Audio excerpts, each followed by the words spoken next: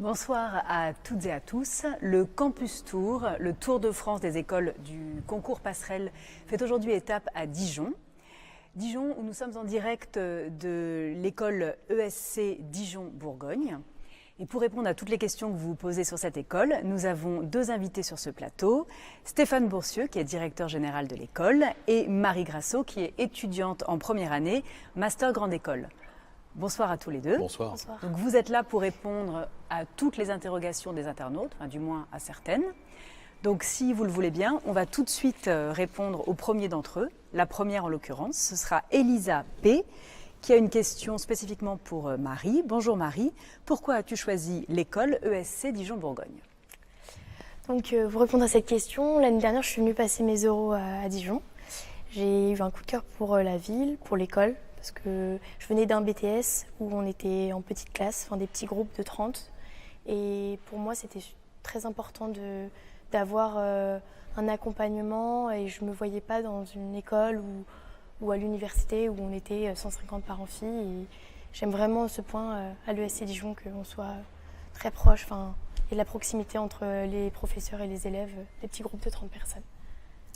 Très bien, alors une nouvelle question de Marine. Quelles sont les options proposées en master? Merci de votre réponse. Stéphane? Bonjour Marine. Alors ça va peut-être être un peu long de tout évoquer, donc je renverrai au site et à la plaquette. Et puis le cas échéant, si elle vient passer les euros, on pourra passer du temps ensemble pour échanger sur toutes les spécialisations. Il y a plusieurs types de spécialisations. Il y a des spécialisations sur un semestre qui ont lieu donc en troisième année de septembre à décembre où on va retrouver toutes les grandes dimensions du management. Des spécialisations en marketing, marketing produit, marketing distribution achat, marketing vente négociation. On va retrouver des spécialisations en management, gestion des ressources humaines, entrepreneuriat. On va retrouver des spécialisations dans les domaines de la finance, audit, expertise, conseil, finance d'entreprise, banque et gestion de patrimoine. Bref, un ensemble de spécialisations sur un semestre en français. Également des spécialisations disponibles en anglais, avec en particulier la possibilité de faire des spécialisations sur une année complète, ce qu'on appelle des Master of Science. Donc ce sont des spécialisations qui ont lieu sur toute la troisième année, qui permettent d'obtenir 2 diplômes, le Master Grande École, plus un Master of Science en Advanced Corporate Finance, en Global Marketing and Negotiation, en International Business Development, en Wine Business, et puis cette année en Arts and Culture. Voilà, donc avec des spécialisations dans ces différents domaines. La possibilité également de faire des spécialisations en troisième année à Grenoble École de Management et l'EM de Management de Normandie. On partage des compétences avec ces deux écoles. Dans le cadre, ce sont deux autres écoles passerelles. On a des spécialisations croisées. Et puis on peut également faire des spécialisations en troisième année qui sont des doubles diplômes, pas seulement à Dijon, à Normandie ou à Grenoble, mais également faire des doubles diplômes chez des partenaires à l'international. Et on a plus de 40 accords de double diplôme qui peuvent être dans des domaines de type générique, comme des MBA, Master of Business Administration, mais qui peuvent être aussi des masters spécialisés en entrepreneurship, en finance par exemple. Parfait. Alors une question maintenant de Mélodie Durand, question pour vous deux. Qu'est-ce qui distingue votre école des autres écoles de commerce de France?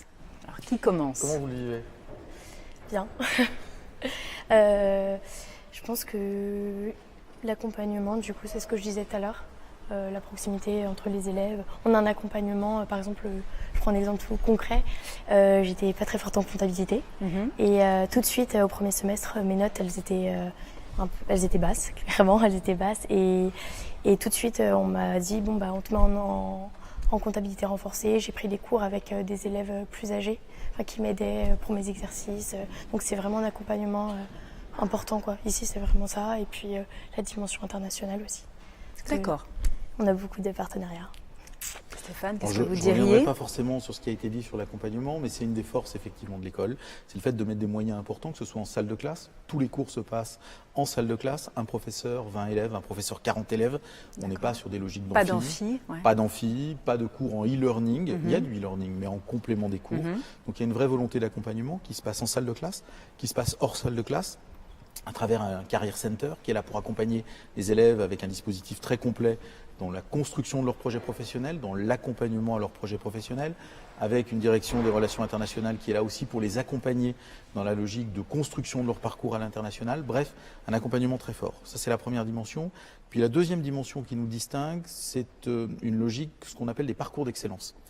À côté des parcours classiques à l'école, on a défini un certain nombre de parcours d'excellence. Comment est-ce qu'on les définit? C'est tout bête. Un parcours d'excellence, c'est plus de travail. Plus de travail, plus d'exigences, mais en contrepartie, c'est plus de compétences et c'est souvent 2 diplômes à la clé. Donc des parcours d'excellence, ça peut être en 3e année des spécialisations sur une année complète, comme je les évoquais tout à l'heure, à travers des Master of Science. Ça peut être des parcours tels que le Leadership Programme, qui est un parcours qui est plus exigeant au cours du cursus pour préparer les élèves qui veulent rejoindre ce qu'on appelle les Graduate Programmes, c'est-à-dire les programmes haut potentiel dans les grandes entreprises. C'est du travail en plus, ce sont des cours en plus, ça coûte le même prix, mais en revanche c'est plus exigeant en termes académiques. À la sortie, ça permet à un étudiant de préparer les Graduate Programmes pour rejoindre les entreprises dans des logiques de programmes au potentiel. Autre programme d'excellence spécifique à l'école, la filière AEC, Audit, Expertise, Conseil, qui est une filière qui permet d'obtenir 5 équivalences sur les 7 modules nécessaires pour obtenir le diplôme supérieur de comptabilité et de gestion. C'est le maximum d'équivalence possible.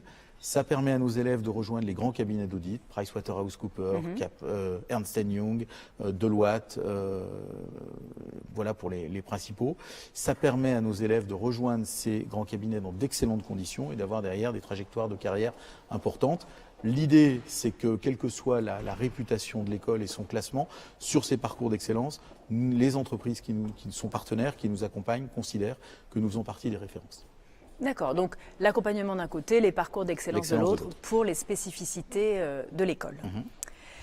Alors une question de Maxime, la question est assez longue, je vous la lis. Bonjour, je suis en passerelle 1 et très intéressée par le parcours audit, expertise, conseil que vous proposez dès le 2e semestre, puis en master via les parcours d'excellence.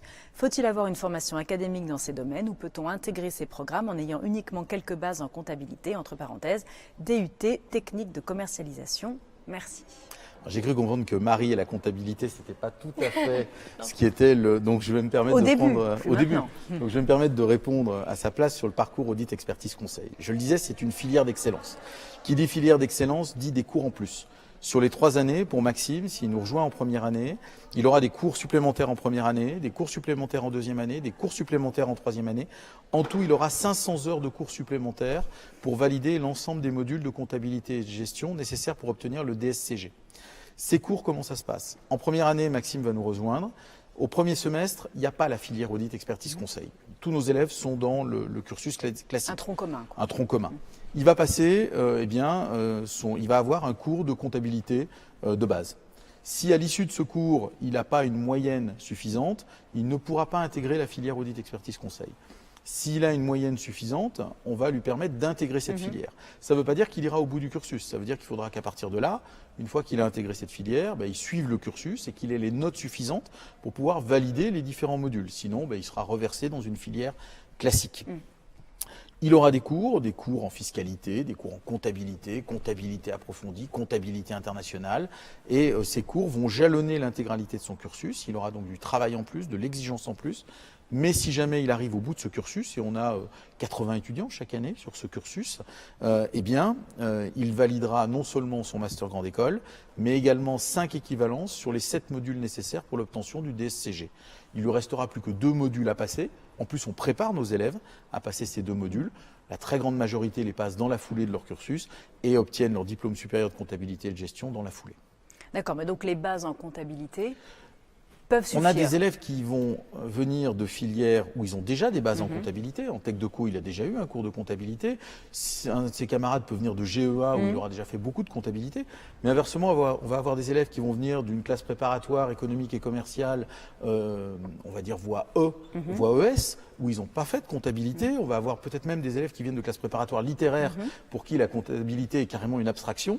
Et pour autant, ces étudiants-là, une fois qu'ils vont rentrer dans la filière, accompagnés, comme l'a indiqué Marie, vont pouvoir suivre les modules, valider les modules sans difficulté. D'accord, donc tout est possible, il y a juste un certain niveau à obtenir. Mais il y a un niveau d'exigence, il faut travailler. Voilà. C'est une filière d'excellence qui dit plus de travail, plus d'exigence, mais plus de compétences et de diplômes. Mais ouvert à tous. Mais ouvert à tous, à partir du moment où on veut s'en donner les moyens. Alors, votre diplôme est-il reconnu par l'État? C'est une question d'Enrique. Heureusement. Oui, bien évidemment. Toutes les écoles, alors là je vais peut-être enlever ma casquette de directeur général de l'ESC Dijon et prendre celle de aujourd'hui trésorier de Passerelle, membre du bureau. Toutes les écoles de Passerelle sont des écoles qui sont des diplômes, qui sont des grades de master, donc reconnus par l'État, effectivement, comme étant le diplôme le plus élevé au niveau master et avec la certification la plus reconnue. Ce n'est pas simplement le visa, c'est le grade, donc c'est le diplôme le plus important. Peut-être un point de précision sur le grade de master. Justement, je vous interromps parce que la question suivante appelle aussi une clarification, donc vous allez peut-être en profiter pour éclairer tout le monde. C'est Benoît Carnet qui vous demande quelles accréditations possède l'école. C'est vrai qu'on s'y perd un peu dans les visées, pas visées, accréditées ou pas. Donc est-ce que vous pouvez tout nous réexpliquer? Il y a deux types d'accréditation, des accréditations nationales et des accréditations internationales. L'accréditation nationale, c'est le grade de master. Donc toutes les écoles de passerelle ont le grade de master. Après, ce grade de master, vous l'avez pour une durée qui va de 1 à 5 ans. Quand on l'a pour 1 an, ça veut dire qu'il y a des choses à modifier rapidement parce qu'on est sous contrôle de l'État. 2-3 ans, c'est pas mal, mais il y a des choses à améliorer. 4 ans, c'est bien. 5 ans, c'est la durée maximale. Sur les 43 écoles qui délivrent le grade de master en France, il y en a 17 ou 18 qui ont le grade de master pour la durée maximale de 5 ans. Pour la 3e vague consécutive, nous avons ce grade de master pour la durée maximale de 5 ans. Ça veut dire que du point de vue de l'État, en termes de hiérarchie, en termes de confiance de l'État, on a la durée du grade de master pour la durée maximale, c'est donc la confiance maximale, et parmi un nombre limité d'écoles, 17 ou 18 seulement, qui délivrent ce grade de master pour une durée de 5 ans, on en fait partie. Pour compléter la réponse, sur la partie des accréditations, il y a d'un côté les accréditations nationales, on vient de les évoquer, et puis il y a les accréditations internationales. Il y a deux types d'accréditations internationales, les accréditations d'institutions qui couvrent tout le champ d'une école, et puis les accréditations de programmes qui, comme leur nom l'indique, couvrent un programme. Nous avons à ce jour une accréditation institutionnelle qui couvre tout le champ de l'école, c'est l'AACSB, qui, comme son nom l'indique plus ou moins, puisque le premier A renvoyait à American, c'est une accréditation d'origine américaine. Il y a 750 écoles accréditées dans le monde sur 15 000 business schools reconnues par leurs États respectifs. Donc les 5% des meilleures écoles au plan mondial sont accréditées à ACSB. Il y en a une vingtaine en France. On fait partie de ces écoles accréditées à ACSB. La deuxième grande accréditation institutionnelle, c'est EQUIS, qui commence par un E pour européen. Et donc EQUIS, c'est une accréditation qui est le pendant de la ACSB, mais au niveau européen. Là encore, ça accrédite toute l'école dans son ensemble. Notre école est éligible à EQUIS, c'est la première étape. La deuxième étape, eh bien, c'est dans l'année qui vient d'aller à l'accréditation EQUIS. D'accord. Voilà. Donc globalement, on peut faire confiance à l'école. On peut, faire confiance à l'école en termes d'accréditation. C'est assez rassurant. Voilà. Alors, l'expatriation est-elle obligatoire? Question de Lisbeth. Oui. Et qu'est-ce que vous voulez faire? Pendant 6 mois, on est obligé de partir, chaque étudiant est obligé de partir minimum 6 mois à l'étranger, donc dans tout son cursus. Pour ma part, j'aimerais partir dans un pays anglophone, voilà, pour perfectionner l'anglais. Et puis, il y a plein de partenaires, ça, je vous laisse reprendre la parole. Et c'est 6 mois minimum, mais ça peut être davantage. Ça peut être, ça peut être davantage. Alors, la caractéristique de Marie, ce qu'elle n'a pas indiqué, c'est qu'elle fait déjà partie du cursus anglophone, c'est-à-dire que tous ses cours à l'école... Voilà. D'accord. Parcours 100% en anglais. D'accord. Donc la caractéristique de l'école, c'est qu'effectivement, il y a une obligation, et je pense que c'est une bonne obligation, pour tous nos élèves de partir au moins un semestre académique à l'international. C'est le minimum. Tous nos élèves partent dans une université partenaire. Alors on a à peu près 150 universités partenaires. C'est pas pour faire joli sur une plaquette en disant 150 c'est beaucoup. C'est juste parce qu'on a un principe qui est de dire que toujours dans cette logique d'accompagnement, on n'envoie jamais plus de 3 ou 4 élèves au même endroit. Toujours dans cette logique d'individualisation. Ce qui veut dire que nos élèves sont obligés de partir dans un grand nombre de destinations. Pourquoi on fait ça? C'est pour éviter les effets d'agglomération. On connaît les Français, quand vous les envoyez à l'étranger, c'est facile de les reconnaître, c'est ceux qui sont toujours en groupe, ils sont toujours ensemble. Donc quand on les envoie par groupe de 2, 3, 4, ils sont à un moment donné obligés de vivre une expérience dans le pays, de se fondre dans la population locale et donc de bénéficier pleinement de la dimension interculturelle. C'est le minimum. Pour les élèves qui veulent plus, j'évoquais tout à l'heure les doubles diplômes. On a une politique extrêmement volontariste de double diplôme à l'étranger, avec aujourd'hui une quarantaine d'accords de double diplôme, 70 places, et on a tous les ans entre 30 et 40 étudiants qui veulent partir. Ça veut dire qu'un étudiant qui, chez nous, veut partir en double diplôme, et qui s'en donne les moyens, parce que c'est un parcours d'excellence, ça veut dire que c'est plus exigeant, un élève qui veut partir en double diplôme et qui s'en donne les moyens, nous lui garantissons une place en double diplôme. D'accord. Alors, on va essayer de faire des réponses un tout petit peu plus courtes parce qu'il y a beaucoup d'internautes qui piétinent derrière et on risque de les frustrer. C'est mon drame. Alors, question de Bastien. Comment réussir son oral? Comment ne pas arriver stressé? Avez-vous des conseils à nous prodiguer? Comment vous avez réussi votre oral? Si vous êtes là, c'est que vous l'avez réussi, Marie. Oui, oui. Je suis arrivée. Du coup, déjà, la première chose qu'on fait, c'est qu'on remplit un CV. enfin, où on amène le nôtre, où on remplit un CV, et en fait on le présente, on le donne à notre jury qui est composé de 2 personnes, un membre de l'école de l'ESC Dijon, et puis ensuite un membre, enfin, soit un professionnel, soit une autre personne de l'ESC Dijon.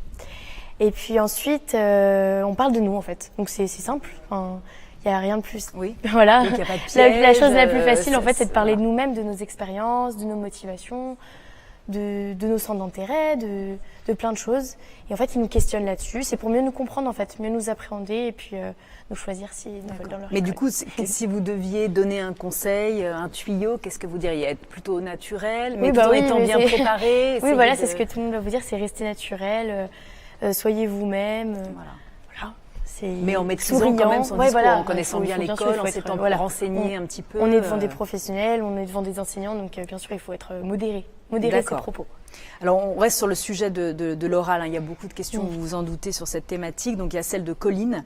J'ai entendu parler de cap oral, pouvez-vous me dire ce que c'est? Bien sûr, Colline, on peut vous en parler. L'idée de cap oral, c'est sur 2 dates qui ont lieu autour du 20 mai. La possibilité pour les élèves de venir découvrir l'école pendant 2 jours et de se préparer aux oraux. Alors il y a des parties qui vont être extrêmement sérieuses durant ces 2 jours. Hein. C'est vous préparer justement à ce qu'il faut dire durant l'oral, comment le dire, comment présenter son parcours, comment présenter son CV, comment présenter sa motivation. Et puis il y a des parties un petit peu moins sérieuses ou en tout cas plus décontractées pour savoir quel look avoir, quelle approche aborder en fonction des types de jury. L'objectif c'est aussi de vous faire découvrir l'école, de vous faire découvrir la ville, parce que ce sont des arguments que vous pourrez avoir au moment de l'entretien et de faire en sorte que ça se passe dans un bon esprit, en clair dans l'esprit de l'école, pour faire en sorte que les candidats soient déjà dans l'esprit au moment où ils vont passer leurs oraux. D'accord. Alors, l'oral toujours, avec Manu. Combien de temps dure l'oral? Est-ce que c'est mieux de venir la veille? Et peut-on être accueilli chez des étudiants? Alors, combien de temps dure l'oral? C'est 30 minutes. 30 minutes. L'entretien, il est 30 minutes en face à face avec 2 membres de jury. On n'est pas sur des entretiens collectifs. Pourquoi? Parce que ce qui nous intéresse, c'est la personnalité d'un candidat. 30 minutes, ça nous permet d'évaluer en face à face la personnalité d'un candidat. Qui il est, qu'est-ce qu'il veut faire, qu'est-ce qui le fait avancer dans la vie, qu'est-ce qui le fait rêver, qu'est-ce qui le passionne, qu'est-ce qui l'énerve. Donc on va parler du candidat et de sa personnalité. Venir la veille, c'est mieux. C'est mieux, c'est pas une obligation. Hein. On a des candidats qui arrivent 1 heure avant l'entretien, on a le droit. Maintenant, le fait d'arriver la veille, ça permet de sentir l'école, de vivre, d'échanger avec des étudiants, d'échanger avec le staff de l'école pour avoir des renseignements complémentaires sur les programmes, sur les parcours. Ça permet déjà de se mettre en condition, de ne pas arriver non plus stressé le matin, de voir la ville. Et puis, les étudiants sont à disposition. Il y a une team admissible dont Marie va faire partir, qui va être là pour s'occuper de tout, de A à Z, y compris, le cas échéant, de loger les étudiants. Voilà, c'était ça la question. Peut-on être accueilli chez des étudiants? Donc oui. Oui. Alors, est-ce que vous recherchez des profils bien atypiques? Question de Sabrina. Est-ce que vous aimez bien les candidats qui sortent un peu de l'ordinaire? Oui, les psychopathes, par voilà, exemple. Par exemple. Ouais, pourquoi pas, oui. Ça dépend ce qu'on appelle atypique. Ça dépend ce qu'on appelle atypique. Ce qui est clair, c'est qu'on ne recherche pas des clones. Si vous préparez l'entretien de manière extrêmement stéréotypée et que vous arrivez en ayant un truc très cadré parce que vous voulez surtout pas mettre en avant votre personnalité, c'est pas bon. C'est pas bon. Donc oui, ce qu'on recherche, c'est des gens qui ont une personnalité. Après, chacun a une personnalité, il s'agit de l'exprimer, il s'agit de montrer en quoi elle se révèle dans des passions, en quoi elle se révèle dans des engagements personnels, en quoi elle se révèle dans des rêves, s'il n'y a ni engagement personnel aujourd'hui, ni rêve qui soit d'ores et déjà concrétisé. L'objectif, c'est d'avoir affaire à des gens qui ont envie de faire des choses, qui ont envie de s'engager, qui font preuve de personnalité. Après, atypique, ça peut être bien comme ça peut être mal. Quelqu'un qui arrive en ayant une personnalité très atypique, mais qui est incapable de la valoriser, quelqu'un qui a une personnalité très atypique, mais qui va partir dans tous les sens, on va dire quelqu'un de pas forcément structuré, on veut pas forcément le voir ici. Inversement, quelqu'un qui est pas délirant, qui part pas dans tous les sens, mais qui est capable de valoriser ce qu'il a fait ou ce qu'il souhaite faire, va nous intéresser. Oui, à l'inverse, vous n'avez pas de candidat type. Pas de profil, non, surtout pas. Pas de profil ce que je vous type disais. qui vous intéresse. C'est pas tellement un candidat typique, c'est pas de candidat typique. Alors, on va faire une petite pause dans le jeu des questions-réponses. Juste le temps de regarder l'interview d'un étudiant qu'on a rencontré cet après-midi, donc qui s'appelle Maxime, qui va nous parler de l'école et qui va nous la montrer. Donc, on le regarde, on l'écoute et on se retrouve tout de suite après. Bonjour Maxime, en quelle année est-ce que tu es? Alors je me trouve en première année de master grandes écoles à l'ESC Dijon. Quelle formation suis-tu dans l'école et à quel type de carrière te prépare ton cursus?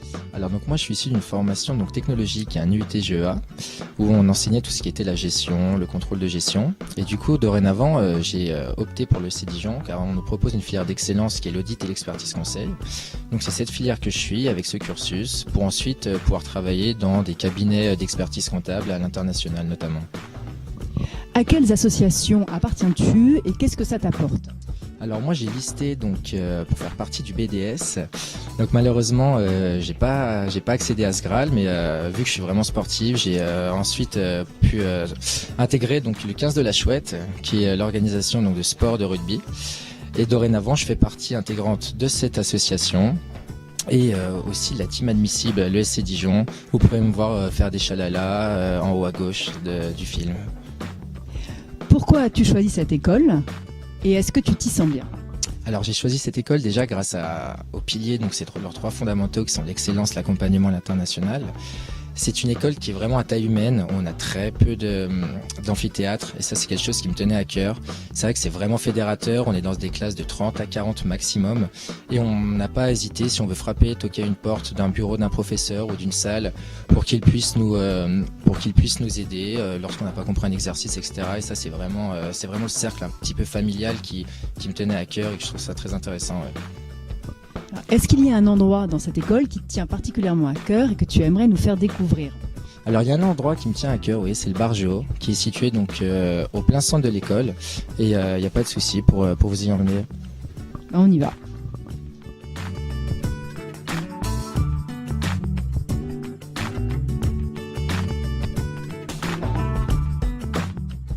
Alors nous sommes maintenant au bar Géo, donc est-ce que tu peux nous présenter un petit peu cet endroit?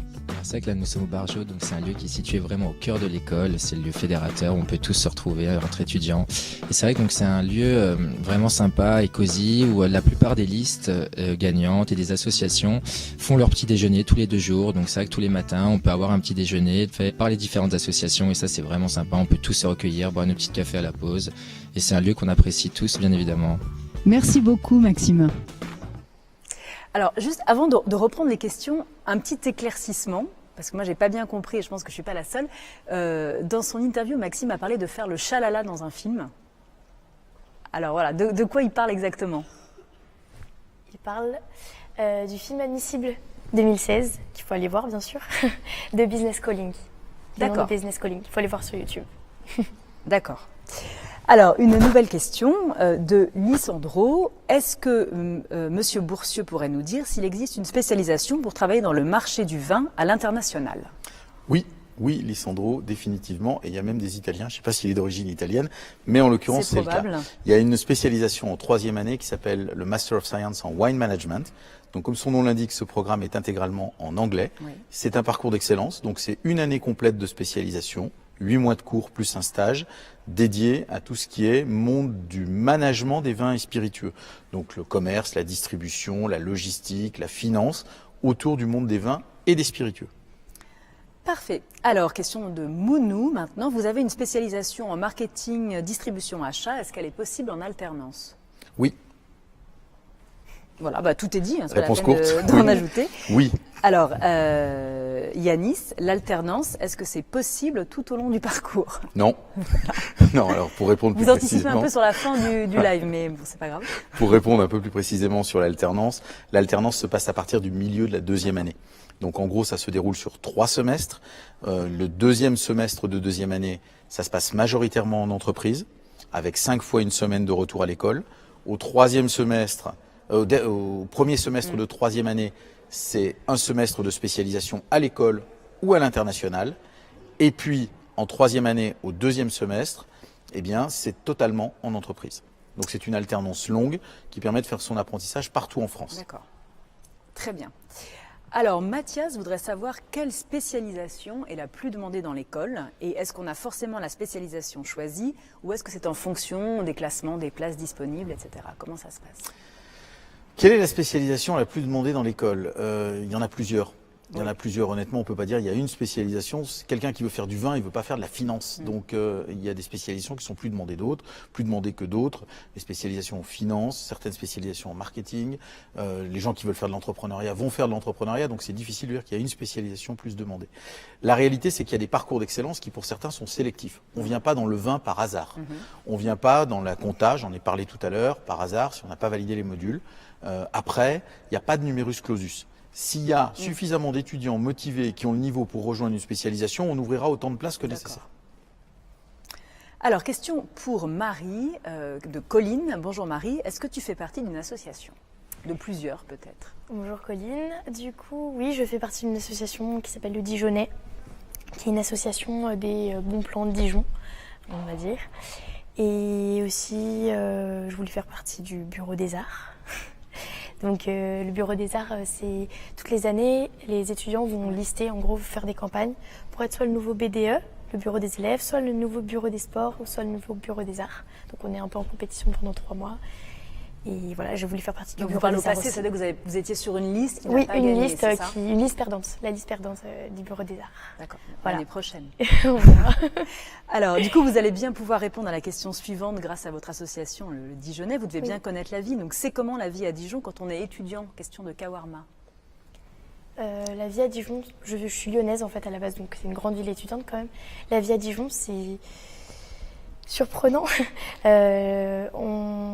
J'ai découvert une ville, je ne m'attendais pas forcément à une ville étudiante très enflammée. Et puis finalement, il se passe plein de choses. On est en centre-ville, on a de la chance que l'école soit en centre-ville déjà, donc c'est bien parce qu'on habite vraiment tous dans le centre.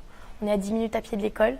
Il y a plein de magasins, plein de petits bars sympas, d'endroits pour sortir, d'endroits juste pour se poser aussi. Il y a le jardin, le parc d'Arcy, où on peut se reposer là-bas tranquillement ou sortir. Il y a plein d'endroits sympas à Dijon. Vraiment, je vous conseille. Et je connais personne, qui regrette d'être venu ici. D'accord.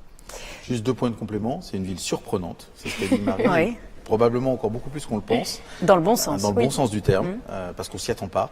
Et puis la deuxième chose, c'est une ville qui a une caractéristique, c'est qu'elle fait partie des villes les plus sûres en France. D'accord. C'est pas neutre. Et là, je m'adresse peut-être plus aux parents, mais c'est pas neutre. D'accord. Alors, est-il facile de se loger autour de l'école? Les loyers sont-ils abordables? C'est Rico qui vous demande ça. Vous êtes où, Marie? Moi, je suis derrière la place de la Libération. À peu près à 3 minutes. Ouais. Oui, voilà. Non, oui, Oui, c'est abordable. l'école est vraiment bien placée, donc Oui, voilà, personne dans n'est le très centre-ville, loin, non. j'imagine. Hein. Et c'est facile on De vous loger. aide, je suppose, à trouver un logement quand vous arrivez? On peut se brouiller aussi tout seul. Voilà, mais si... Non, mais sur toutes les annonces, sur le Bon Coin. Oui, Bon Coin, le Bon Bon Coin. Coin Lyon. Bon Coin Dijon, pardon, Oui. je suis désolée. Bon Coin Dijon, ou sinon, il y a beaucoup d'étudiants en fait, qui se mettent en colocation en fait, Oui. dès le début. On sait qu'on est admis à l'ESC Dijon et on trouve des colocations. Voilà. D'accord. Alors, comment est l'ambiance sur le campus? Question de Huble. C'est pas à moi de répondre. Vous voulez que je sorte? Il y a toujours quelque chose à faire. C'est tous les soirs, surtout au premier semestre en fait. Toutes les associations qu'il y a dans l'école, donc il y a environ une trentaine d'associations, donc c'est vrai qu'il y a un peu de tout, qui font des after-work, donc c'est-à-dire qu'après les cours, on se rejoint tous les étudiants qui sont motivés, boire un verre, parler de notre journée, ou sinon il y a les soirées. Donc oui, c'est très dynamique et il y a vraiment toujours quelque chose à faire. Alors justement, vous parliez de raconter vos journées. Marie Girardot voudrait que vous lui racontiez une journée type. Une journée type, du coup on se lève, on va à l'ESC Dijon. Les journées, en fait ça dépend, notre emploi du temps il varie souvent, suivant les semaines. Il y a des jours où souvent le début de semaine plus chargé. On fait peut-être plus 8h, 16h ou alors 10h, 18h, suivant notre parcours. Et le jeudi et vendredi c'est moins chargé. On a... Le jeudi, vendredi, ça va être plutôt... Le jeudi, on a des cours déjà que de 8h à midi. Oui. L'après-midi, en fait, sert pour le sport ou activités artistiques. D'accord. Comme C'est dans beaucoup obligatoire. d'écoles, hein, ça c'est C'est le principe du c'est jeudi la règle, universitaire. ouais, Ouais. c'est ça. Donc voilà, et comme ça, le jeudi et le vendredi matin, souvent cours, mais l'après-midi, plus relax. Enfin, ils mettent plus les cours intenses au début de la semaine. D'accord, donc il n'y a pas vraiment de journée type finalement. Non, Les parce que jours ça se change suivent et se vraiment ressemblent suivant le pas, mais- semestre, suivant le parcours, Ce suivant qui est plein de choses. plutôt bien. Oui, c'est variable. Et avec une forte implication dans la vie associative qui fait que Mm. les étudiants peuvent le reste du temps être extrêmement présents à l'école. Il y a un parcours associatif à l'école qui permet aux étudiants qui sont très impliqués dans la vie associative d'avoir leurs cours uniquement le matin et de pouvoir D'accord. dégager tous leurs après-midi pour pouvoir s'impliquer D'accord. dans leurs assos. Alors, avez-vous de nombreux partenariats avec des entreprises de la région pour aider les étudiants à trouver des stages? Question de Sophie. La réponse est oui, mais les partenariats ne se limitent pas du tout aux entreprises de la région. Ouais. Oui, dans les entreprises de la région, c'est une évidence. Maintenant, la majorité de nos élèves vont faire leur stage. La majorité de nos élèves viennent de partout en France, ils Oui, viennent pas donc. forcément de Bourgogne. Donc ils repartent après faire leur stage à Paris, à Lyon, à Marseille, à Lille, peu importe. Et on a des partenariats en France, à l'étranger, pour faire des stages, pour faire de l'apprentissage, pour les premiers emplois. Alors, est-ce que vous avez de beaux exemples de réussite issus de votre école? Mélanie 72 pose cette question. Oui, évidemment oui. Maintenant, je réfléchissais en me disant, est-ce que Mélanie veut que je lui parle de gens qui ont 50 ans ou de gens qui ont 30 ans? C'est pas la Quelque même chose chose. d'emblématique peut-être Sans être emblématique, pour vous donner des parcours de jeunes diplômés. Parce que c'est à mon avis ce qui est plus intéressant. Prendre des gens qui à 50 ans sont le directeur général de Salomon, le directeur général de Rossignol, dans le domaine du sport, enfin des produits liés au sport, je pourrais vous le faire, dans le domaine de la banque, dans le domaine des assurances aussi. Maintenant, si on raisonne peut-être sur des profils qui ont plus 26, 27, 28 ans, 30 ans maximum, vous donnez des exemples de diplômés qui ont remarquablement réussi. Je pense tout de suite à quelqu'un, parce que je le vois la semaine prochaine, qui s'appelle Clément, qui est dans une grande entreprise qui s'appelle Unibail Rodamco. Vous la connaissez pas et pourtant vous y allez tout le temps. Ce sont les plus grands malls, les plus grands centres commerciaux partout en Europe. La Pardieu à Lyon, tiens, par exemple. Eh bien, Unibail Rodamco, Clément, qui est sorti de l'école il y a 4 ans, est maintenant responsable du contrôle de gestion en Suède. D'accord. Voilà. Pour toute la filiale Unibail Rodamco Suède. Voilà typiquement un exemple qu'on peut citer. Et il y en a beaucoup d'autres. Et il y en a beaucoup d'autres. Alors, est-ce que vous travaillez avec LVMH? Question de Mélanie. Alors la réponse c'est on travaille avec MH. Pas avec, D'accord. moins avec LV, plus avec MH. D'accord. LVMH, vous connaissez évidemment, c'est Louis Vuitton Moet Hennessy. Dans Louis Vuitton Moet Hennessy, on est dans le monde du luxe.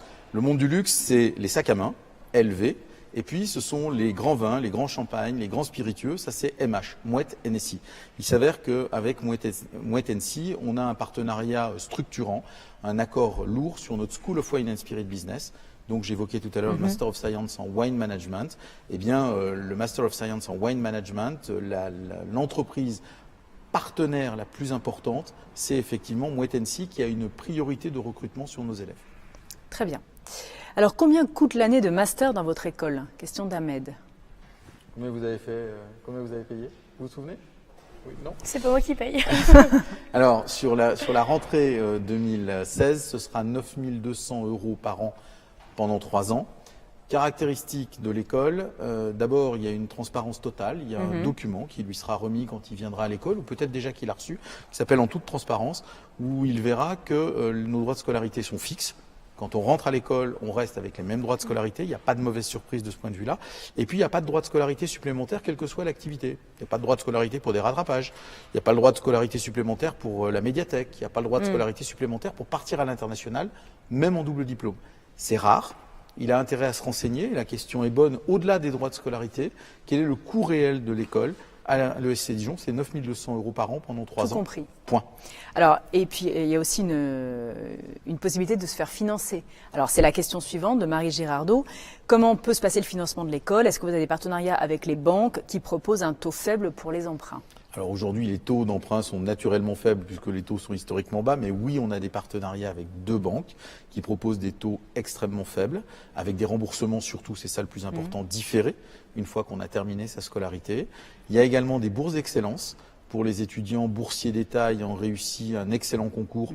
On a des bourses d'excellence, il y a 50 bourses pour les classes préparatoires, il y a des bourses également pour les candidats passerelles.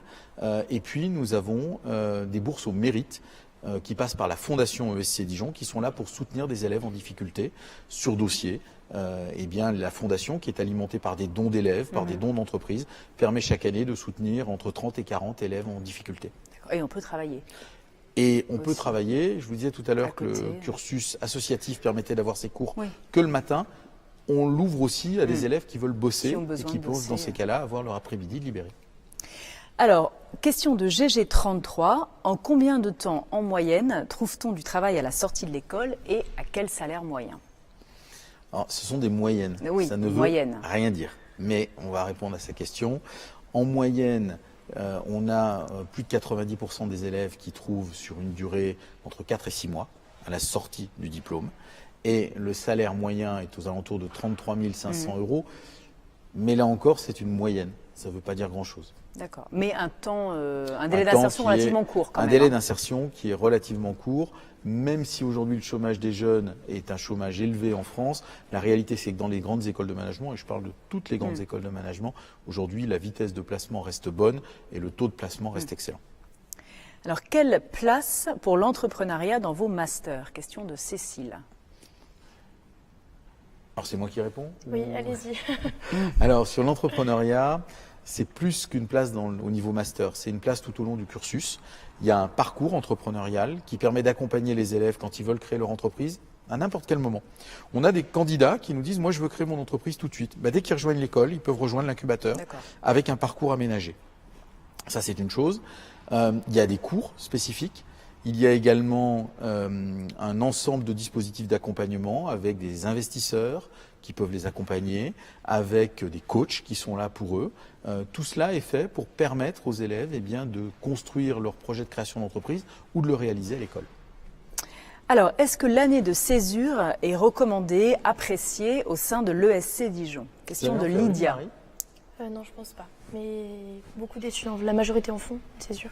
D'accord. Hors apprentissage, puisque quand on est en apprentissage, c'est compatible avec l'année césure. On peut faire apprentissage et année césure. C'est-à-dire que là, on résout une équation extraordinaire qui est celle d'être jeune diplômé avec expérience. Hors apprentissage, aujourd'hui, on est à 80% d'élèves qui choisissent de faire une année césure. Ah oui, donc quand même Voilà. un pourcentage très C'est élevé. la très grande majorité. C'est pas obligatoire, c'est fortement conseillé et en l'occurrence, la très grande majorité des élèves le font. Alors, une compatriote, Marie Juju de Lyon. Peut-on faire du sport de haut niveau à Dijon? Est-ce que mon planning peut être adapté en fonction de mes entraînements? Est-ce que vous avez des sportifs Oui, de on haut en a niveau maintenant. Chaque sportif a souvent son parcours spécifique. Donc on va regarder avec lui ou avec elle en l'occurrence, quelles sont ses contraintes, quelles sont ses spécificités et est-ce qu'on peut arriver à aligner ces contraintes et ces spécificités avec l'un des cursus. Il y a de très nombreux cursus à l'école, donc on va essayer d'aligner ces dimensions. Il y a des sportifs de haut niveau, les nageurs, ils nagent à partir de 6 h du matin jusqu'à 9 h. Il faut mieux qu'ils aient pas cours le matin. Il y a des sports collectifs qui vont plutôt s'entraîner en début d'après-midi.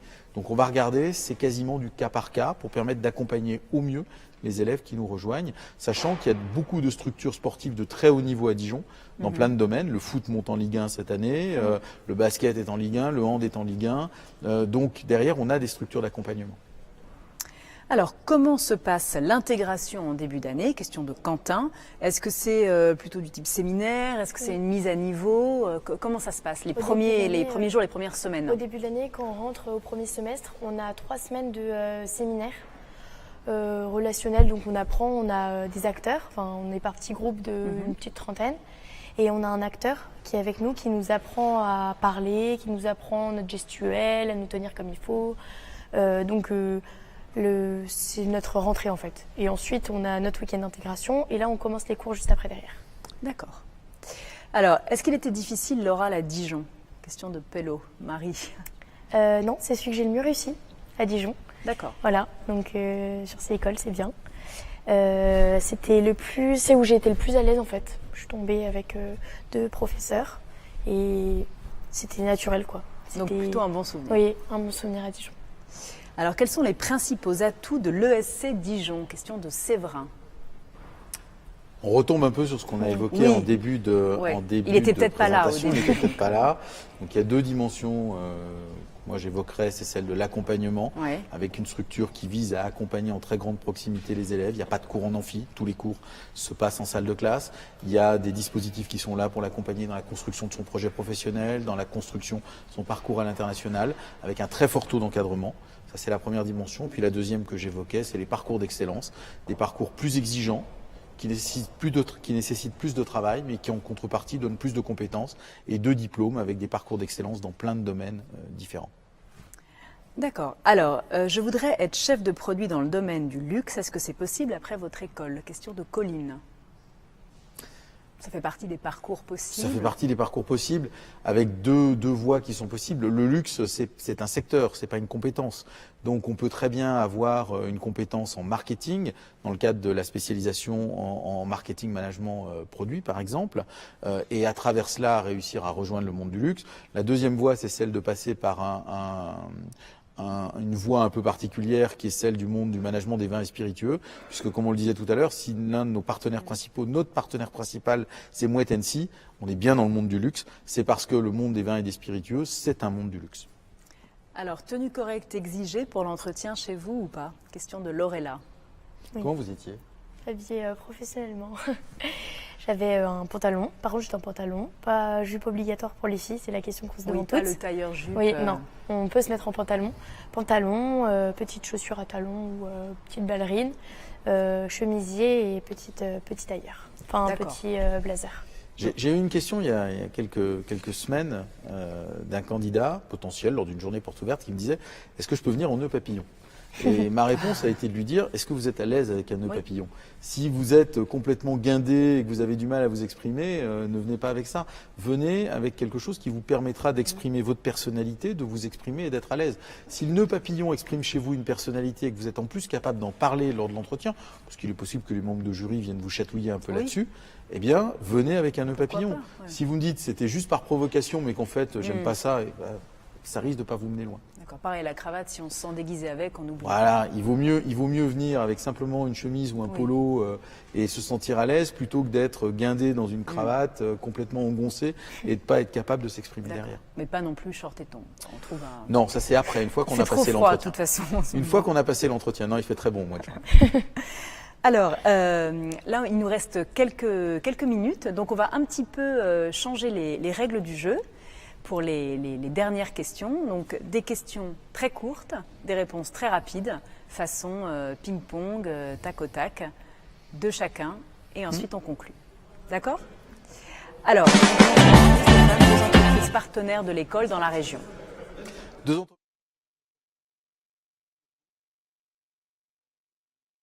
Les pansements et les médicaments.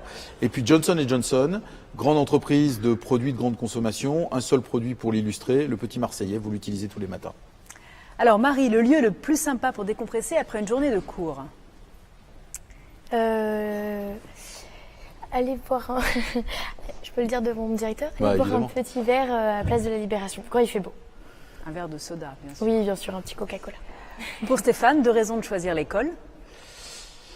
Je les ai cités, je reviens là-dessus parce que pour moi c'est véritablement 2 éléments de différence. La dimension d'accompagnement qui est unique, j'en suis convaincu, et ces parcours d'excellence qui là encore sont uniques par rapport au cursus classique. Et pour Marie, 2 raisons de venir à Dijon? Parce que Dijon, c'est le Brésil. Parce que c'est une ville super, surprenante, comme on disait tout à l'heure, on ne s'y attend pas. Et dans le bon sens, bien sûr. Et puis l'école, on s'y sent bien, vraiment, l'école. Eh bien, le live est maintenant terminé. Donc, merci beaucoup à tous les deux. Un petit mot peut-être de conclusion? Comme l'a dit Stéphane Boursieux, je vais faire partie de la team admissible. Donc, j'espère que vous allez être nombreux. Et un mot de conclusion, allez tout simplement sur YouTube, tapez Business Calling et vous verrez le film qui symbolise notre école cette année et comme on dit ici, les grands destins se méritent. À bientôt. Eh bien, merci beaucoup à tous les internautes qui ont suivi ce live. Connectez-vous demain à la même heure pour poser toutes vos questions à l'équipe de Grenoble École de Management. Au revoir, à bientôt. Au revoir.